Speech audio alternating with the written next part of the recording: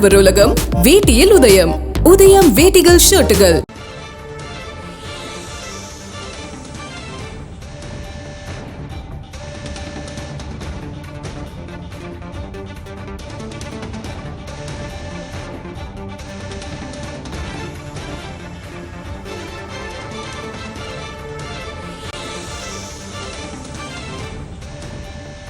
அண்மை செய்தி. நாம் தமிழர் கட்சியினர் இன்று நடத்த இருந்த போராட்டமானது ஒத்திவைக்கப்பட்டிருப்பதாக நாம் தமிழர் கட்சியின் தலைமை ஒருங்கிணைப்பாளர் சீமான் தெரிவித்திருக்கிறார். இது தொடர்பான கூடுதல் விவரங்களை வழங்குவதற்காக செய்தியாளர் ஸ்ரீதர் இணைப்பில் இருக்கிறார். ஸ்ரீதர், எதனால இந்த போராட்டம் ஒத்திவைக்கப்பட்டிருக்கு, என்றைய தேதிக்கு ஒத்திவைக்கப்பட்டிருக்கு அப்படிங்கிற விவரத்தையும் சீமான் அவர்கள் சொல்லியிருக்காரா?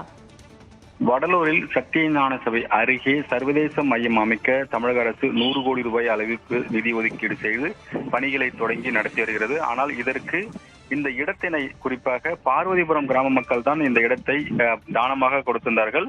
அந்த தானமாக கொடுத்த அந்த கிராம மக்களே இதை கடுமையாக எதிர்க்கிறார்கள். சர்வதேச மையம் அந்த பகுதியில் அமைக்கக்கூடாத காரணம், அந்த பெருவெளி என்பது விவசாயம் கூட செய்யக்கூடாது என வள்ளலார் கூறியதாகவும், அது மட்டும் இல்லாமல் அந்த இடத்தில் எந்த விதமான கட்டுமானம் பணியும் இல்லாமல் நாங்கள் பல ஆண்டுகளாக பாதுகாத்து வந்தோம்.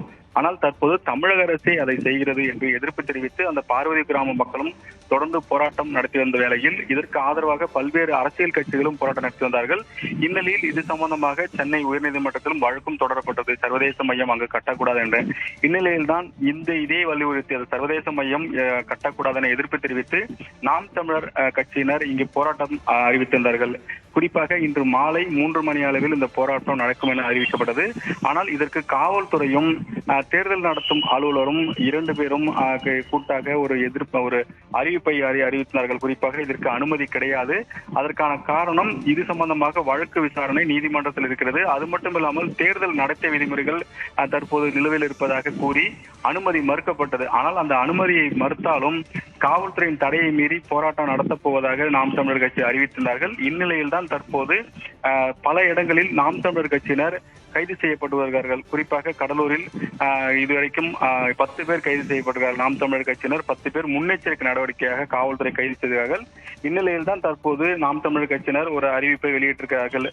குறிப்பாக வடலூர் பெருவெளியை ஆய்வு மையம் என்ற பெயரில் திமுக அரசு வலுக்கட்டாயமாக கையகப்படுத்துவதை கண்டித்தும், கட்டுமான பணிகளை நிரந்தரமாக நிறுத்த கோரியும் தெய்வ தமிழ் பேரவை மற்றும் நாம் தமிழர் கட்சி சார்பாக இன்று 4/5/2024 சனிக்கிழமை அன்று மாலை 3 மணி அளவில் வடலூரில் நடைபெறும் மாபெரும் கண்டன ஆர்ப்பாட்டத்துக்கு காவல்துறை அனுமதி மறுத்து நாம் தமிழர் கட்சி நிர்வாகிகளை தெய்வ தமிழ் பேரவை தலைவர்களையும் வீட்டிலேயே தடுப்பு காவலில் வைத்து கொடும் அடக்குமுறையை உள்ளாக்கியுள்ளதை அடுத்து நாம் தமிழர் கட்சியின் தலைமை ஒருங்கிணைப்பாளர் செந்தமிழ் சீமான் அவர்களின் அறிவுறுத்தலின் பேரில் இன்றைய ஆர்ப்பாட்டம் ஒத்திவைக்கப்படுகிறது எனவும், நீதிமன்றத்தில் சட்ட போராட்டம் நடத்தி உரிய அனுமதி பெற்று மாற்று தேதியில் கண்டன ஆர்ப்பாட்டம் நடைபெறும் என்று அவருடைய எக்ஸ்தலத்தில் இந்த பதிவை வெளியிட்டிருக்கிறார்கள். அதே சமயத்தில் மாவட்டத்தில் பல்வேறு இடங்களில் நாம் தமிழர் கட்சியின் முன்னெச்சரிக்கை நடவடிக்கையாக தற்போது கைது செய்தது குறிப்பிடத்தக்க ஒன்று.